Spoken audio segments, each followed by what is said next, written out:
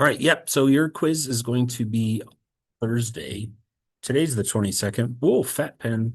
Let's not start the week like that. Um, so quiz is Thursday. And so what I wanted to, by the way, you'll be doing a practice quiz today, another one tomorrow, and another one Wednesday. It's pretty rare that I give three practice quizzes. This quiz just has notoriously throughout the years been a tad bit difficult for certain people. So I thought let's do a long practice quiz today, 30 questions, and then shorties tomorrow and Wednesday, 15 questions each. So as long as they all get done by Thursday morning and graded, you'll be fine. Like someone asked, are we working on assignment 7 today? And if that's part of how you want to spend your time, that's certainly fine. Yes, sir. You have to turn off your Of course you do. Yes. Mhm. So today I wanted to take about 10 minutes or so and kind of cross the final bridge with you guys. So everything from this point on is going to include these. You know everything now that you need to know as far as how to factor for this class. But from this point on, starting today, I'm going to start sprinkling in a greatest common factor on a certain percentage of the problems. It's usually a little bit more than half. But having said that, let me show you what I mean by this. So I have one, two, three, four, five examples for your notes. This, like I said, should not take long. The main idea of this lecture is just the first step, and then everything else is stuff that you already know how to do. So your first example is 6x squared plus 15x minus 36.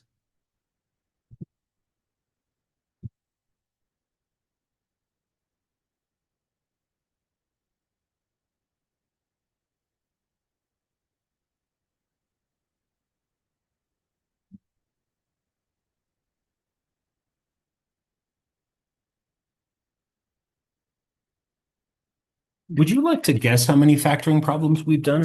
I mean, I don't know. It's kind of rhetorical. Would you agree that it's been quite literally hundreds? Good. I agree. Uh, I've never given you a problem like this to this point. I've been working really hard and you've been working really hard to learn quadratics and cubes and lookalikes and grouping and all that different stuff. Anyone notice anything about this polynomial? You guys all know what GCF stands for? Greatest common factor, right? So first off, we recognize that it's going to be a quadratic. We kind of know how to factor these. Do you notice anything about all three terms?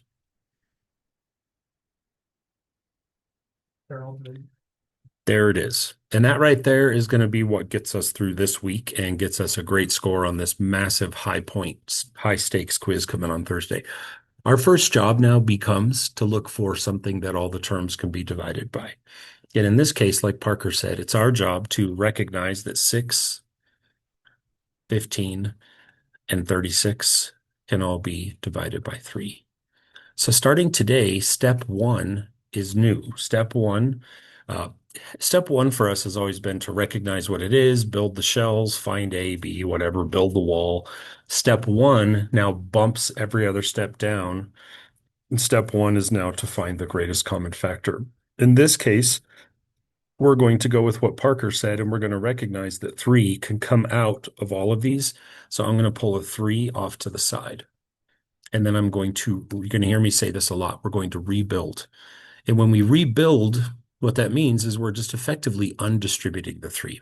You've seen this before when you do grouping and you GCF the left side and the right side. So you're familiar with the concept. If I divide everything by 3, what does the first term become?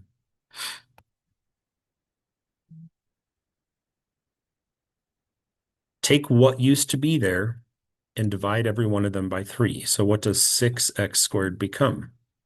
It becomes 2x squared. What does plus 15x become?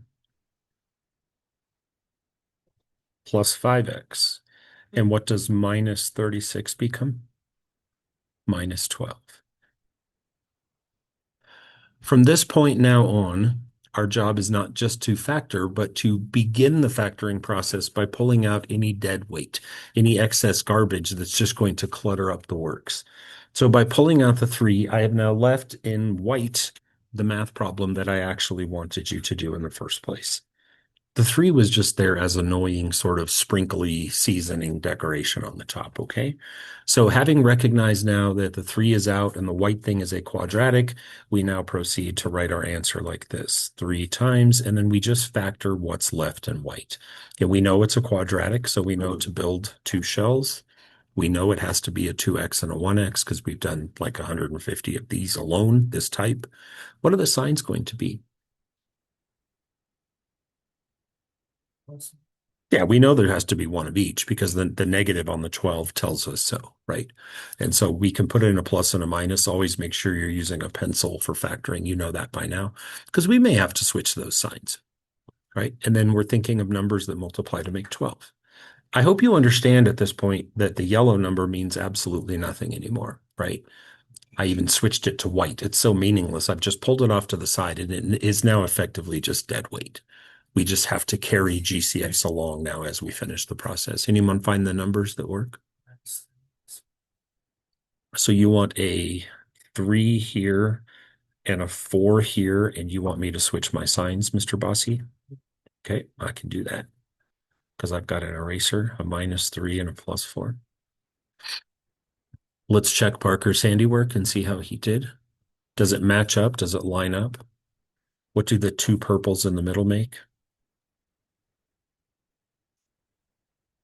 No. Yes, -3x. And what do the two purples on the outside make? +8x, and -3x plus 8x is in fact +5x. So the answer then to this problem is in the white box. That 3 is part of the answer, but again, once you pull it out in step 1, it's just going to hang around like a bad cold. It's just going to sit there, stay there. It doesn't affect how we do the problem. All right, let's go again, round 2. So that is how you factor with the GCF up front. Next one is 4x to the 5th minus 32x squared. Just looking at it before we pull the GCF, what is it in the running to be? We know we've done enough of this that we know it's going to be one of two things. What are the two candidates that it could be? It's either a difference of cubes or a difference of squares. We know it's going to be in one of those genres, right?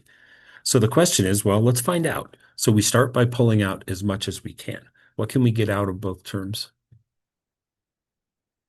Start with the numerical portion, the 4 and the 32. Since you all passed fourth grade, you know that 4 and 32 can both be divided by 4. So we're going to begin by pulling out numerically, bless you.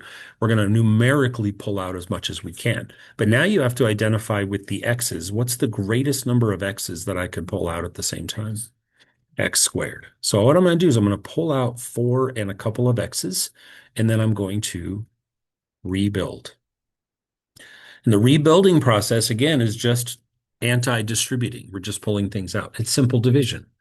What's left of 4x to the 5 if we pull out 4 and 2 of its x's? X cubed is what remains. The sign does not have to change because we didn't pull out a negative. There's a little foreshadowing there for you. And what's left of 32x squared if we pull out 4x squared? That's all that's left. Sometimes people say, can you check this step? And I'm like, well, yeah, of course I can. But at the end of the day, remember that GCFing can be quickly checked by just asking yourself, does that red arrow equal that? Yes. Does that purple arrow equal that? Yes. Right? You can always check your GCFing by just remultiplying it back out. What do you see now exposed in the white parentheses? It's a difference of cubes. The 4x squared, the yellow thing again, has absolutely no bearing now on how we proceed. Dead weight. So I'm just going to copy it down, stick it down here, and then I'm going to sort of get ready and build a short set and a long set because we know that that's how we attack cubes. To do cubes, we need A and we need B. What is A in this case? And what is B?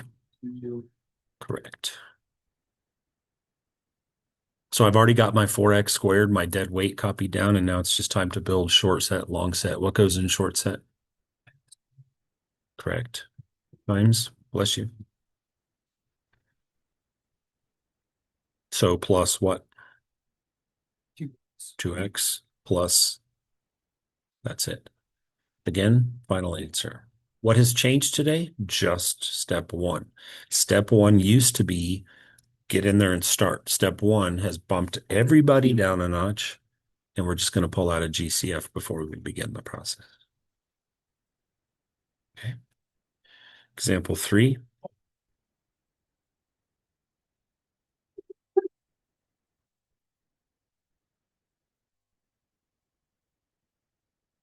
Just knowing what you know, having sat in this class now for 5 weeks, what do you think this is? I mean, it's hiding from you right now under a layer of GCFosity, right? Little sprinkled layer of annoyance. But what is it? What do you think we're going to unearth when we pull off the layer? Look at those exponents, man. That thing's weird. What do you think it is? It's going to be a lookalike, I bet. And you can tell that from that odd patterning of the powers. If the powers went like 9, 8, 7, then I think it's probably going to be a quadratic. But the fact that there's so much jumpy of 9, 5, 1 tells me we're probably looking at a lookalike here. Let's verify that by pulling out the GCF. Now, for your notes, write this down because there's the one thing that could get in our way. When you do a GCF, if the first term is negative, always pull a negative. We do not want to get done with the GCF step and still have a negative on our leading term. So even if a negative was all you could get out, which of course in this case it's not, but even if all you could do was pull a negative, pull a negative. 100% if your leading term is negative, and you've heard me talk about that with cubes. We did that with the cubes where we had to pull the negative and switch the sign and all that. So let's pull at least a negative. Now, let's get to the math part. What can 5, 40, and 45 all be divided by? Correct. And you realize that 9 and 5 and 1, if every guy has that many X's, we look and say, well, the best I can do is pull out 1X. Remember, the C in GCF stands for common. What we pull has to be in every term there to offer. And now we rebuild. And here we go. What's left of the first term? X to the 8th power. Good. Second term. Thank you for switching the sign. That's such good algebra. Minus, and then the 40 divided by 5 leaves us with 8. He used to have 5 X's. We pulled one out. He's left with only 4, like this. Minus 9. And as a couple of you theorized, there's our lookalike. He was hiding from us. And just full disclosure, when I write these questions, since I have to write them by the dozen, what I do is I start with the math problem. Like I start on my note card with the white thing. And then I just like ask my dog or one of my kids, like, what do you want the GCF to be? And Sophie barks at me like, and I go, oh, you want negative 5X? So I just multiply everything by negative 5X. All right. So it's a totally random process. I just want you guys to learn and get in the habit of looking for those layers of extra stuff. Okay. Having said that, now the yellow thing is, as always, irrelevant. So I'm going to put that down. I like to copy it before. Lots of points have been lost over the years for people forgetting to drag that dead weight down. And since it's a lookalike, we do know to build 2 shells. What's going to go at the start of each shell?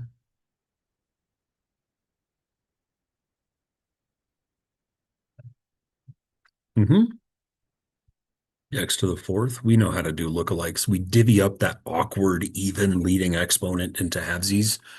What are my signs going to be? Definitely one of each because of the negative on the 9 in the back. The negative in the middle, the one with the green arrow pointing at it, is 100% irrelevant, right? We know that. It's the 9 in the back that tells us, oh, there's one of each. That's all we need to know. And now we do our thing. What numbers are we looking for here? Yeah, so I'm going to put the 1 here with the plus sign and the 9 here with the minus sign. All the hard work you've put in will pay dividends on this. You'll find yourself not having much difficulty because of the work that you've put in. Once the GCF's out, you're like, this is old hat. I got this. Is this one good and done? No. Good for you. Absolutely not. What do you see? What is it? Good. You guys are so amazing. Yes. So this thing I'm underlining in purple is a difference of squares. This other one that I'm crossing out in purple, we know to be a sum of squares, and we know to, whew, don't go, red octagonal stop sign there. So what we're going to do now is we're going to copy down our dead weight GCF, our dead factor x to the fourth plus 1, and then we will divvy our difference of squares into what? 100 plus 3 plus 3. Yeah. And that is that. Let's go again. I've got 2 more examples. And so I tried when I wrote these examples to sort of cover all the bases of the different sort of flavors of polynomials that we have to factor. So what haven't we seen yet? Grouping, I heard someone say. And that is where we go now. This tends to be the most confusing because the idea of GCF gets crossed twice. These are the ones that 100% get missed the most every single year. I'm telling you that as a courtesy so that you understand. And I'll try to show you, illustrate for you where the confusion comes from. So step 1 is to pull out the GCF. Step 1 is not what you're used to. Step 1 is to build a wall. But no. Remember, step 1 got bumped down. He's now step 2. Step 1 is we're looking for what we call a global GCF. There are these little things called local GCFs. We'll talk about that in a minute. But then there's global. Global just is like everything, right? So before we even worry that it's grouping or anything, just look at the entire problem holistically. What's something that you can get out of every one of those 4 terms? You have to pull your negative sign because your bossy teacher said so. And you also realize that there is no numerical GCF, but there is the ability to get 3 X's out of everybody. And now what will reveal itself will be the math problem that you're actually supposed to do. So here we go. What is the new first term? Correct. Notice it changed to positive x cubed. What's the second term? Plus 5. Plus 5x to the second power. Used to have 5, we pulled 3. Next term? Minus x minus 5. This is where the trouble starts. Pause right now, stop whatever you're doing and listen to me. I hope you trust me by now.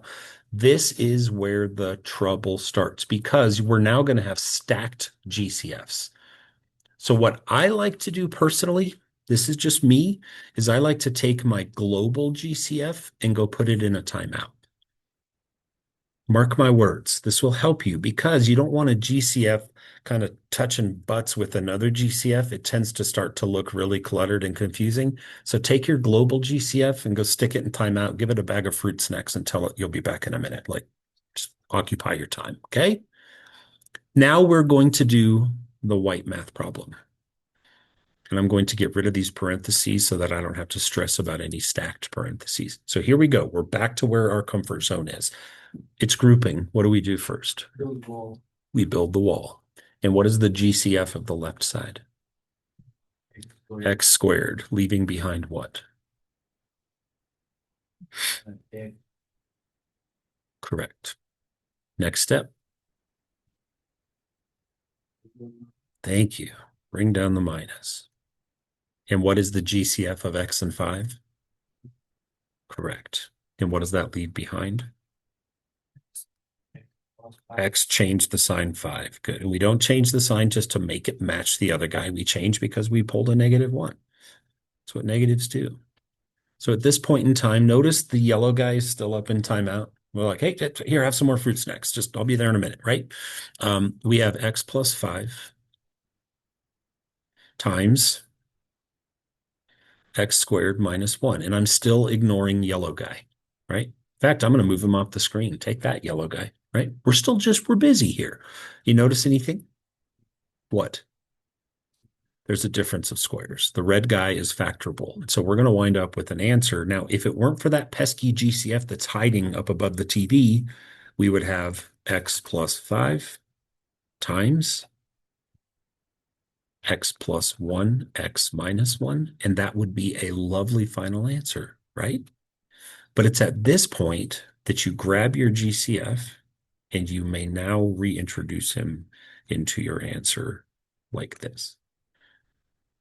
Trust me, if you try the grouping process with a GCF and you leave the GCF out front, I'm not saying that you can't do it.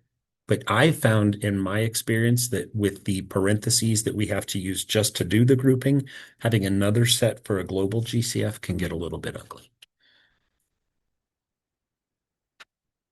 Any questions about that? Okay, last one.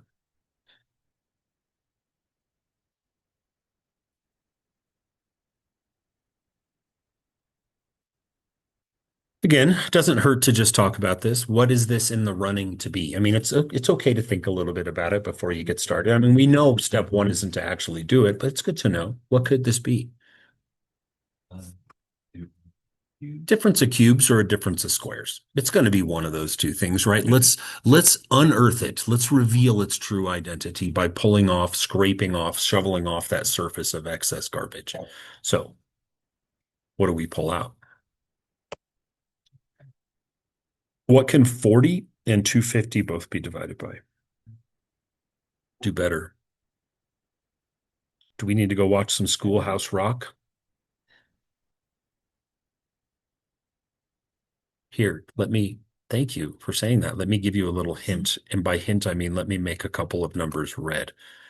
Whenever a number ends in 0, what can it be divided by? 10. So we are going to pull out 10 for Pete's sake. And how many X's can you get out of both of those guys? Just one. But again, we'll take what we get. And then we're about to reveal the math problem that we were actually supposed to do. What's left of 40x cubed if we pull out 10 and 1x? 4 with 2x's left, like that, 4x squared. Sign does not change, so it's still minus. What's left of 250x if we divide them by 10? And what do you see? There's my difference of squares. I've unearthed the actual math problem now. So again, GCF is not to be concerned. Just take it, bring it down, no worries. And then make your parentheses. What does 4x squared minus 25 factor into? Yeah, that's very good. Nice job. No problem. Do you guys have any questions about this? Really, not much has changed, right? But from this point forward, the battle cry, the marching orders, GCF first, then do the problem. Got it? And not every problem is going to have a GCF. I said that 15 minutes ago. I want to make sure we're clear. At no point should you think that that's always what you're going to find, but it has to be what you always look for. Okay? Clear? All right, so I'm going to give you your first practice quiz. It's a whopper. It's longer. Today's practice quiz has 30 questions. Tomorrow's and Wednesday's only have 15. And that's more in line with the actual size of the quiz, but I wanted to overload you today. So basically, the rest of this week is going to be math problems. Just practice quiz today, practice quiz tomorrow, practice quiz Wednesday. It's imperative that you get the help that you need. Okay? All right, cool. I'm going to pause this.